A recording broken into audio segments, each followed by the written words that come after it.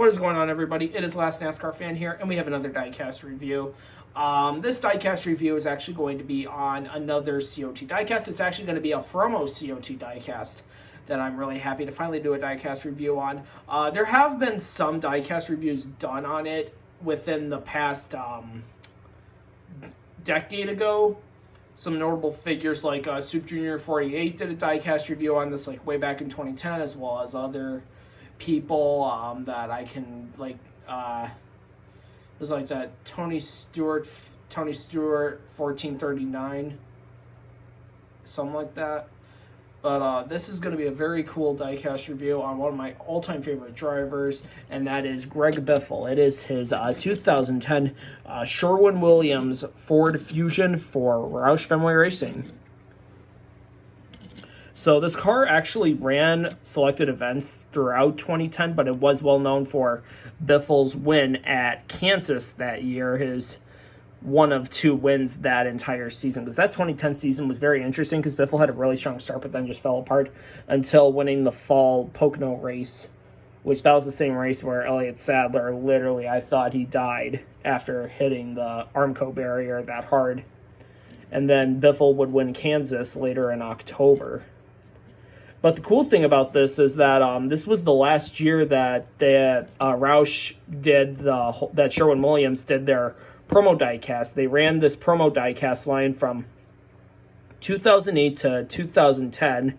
Each version is different. So the first version, actually, the 2008, came with an action promo box. And then the years following, the promo would come in a small baggie with the NASCAR Silver Series promo label. And the way you would get these would be if you bought if you bought a 3-pack of Scotch blue tape, of painter tape. Yeah, Scotch blue painter tape at a Sherwin-Williams throughout 2008, 2009, 2010, you would get a diecast, which was really cool, and it was a very smart way to get this promo out. Because other than that, though, they never made this in the 164 Gold Series. Instead, this was always a promo from 2008 through 2010. Each version is also different because of sponsors and stuff.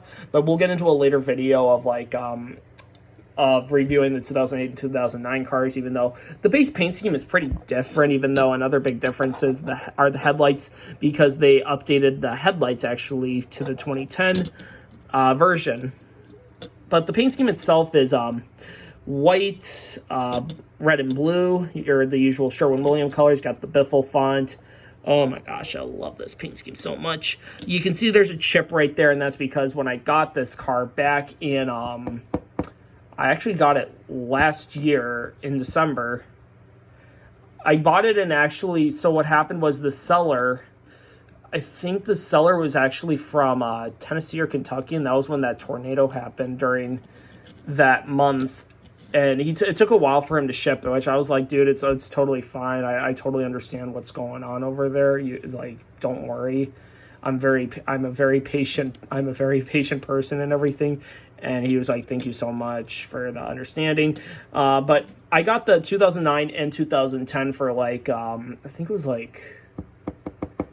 the original price he had it was like $60, and then he bumped it down to $40, and I jumped on it because I was getting both the 2009 and the 2010 because he mislabeled it both as 2008, 2009. I'm like, that's not 2008, or I'm like, one of them's 2009 and the other one ain't 2008. It's 2010. Because I then found out about the 2008 existence, and I eventually found that not too long after. But that's kind of the little story. And then when I opened up the small the packaging, good lord, the promo packaging, the paint immediately started to chip off, and you can just kind of tell by it's a very cheap mold that they used to make it on the promo, as well as age as well, unfortunately. But we'll go back to the car itself. So Sherwin-Williams on the hood, Cover the Earth. Their Cover the Earth logo. Still go to Sherwin-Williams usually to get paint. If I'm helping my folks paint a room in their house. Ford Fusion, got a bunch of contingencies, Gearback, Cleve, Comp, Elbrock. Sunoco not even on there? Oh, it is on there. It's just very hidden. There's the Sunoco logo right there. More contingencies, usual ones. On the pillar, you got Ford, Valvoline, Sherwin-Williams, Coca-Cola. Got Sherwin-Williams again, right there on the side. 3M, Color, Champion spark plugs. Sherwin-Williams right there on the side spoiler. And then you got the American Red Cross as well over there. I'm not sure what this is actually, though, right there. I might have to get a better image of figuring out what sponsor that is. Deck lid is Sherwin-Williams, and then Sherwin-Williams and 3M on the TV panel. And there's a hair. Great. But anyways, this will mark the end of the review. Thank you so much for watching this Diecast review. Comment, like, subscribe, hit the notification bell for new videos, and I will see you in the next Diecast review video. Peace out, guys. Have a good one. Keep on collecting.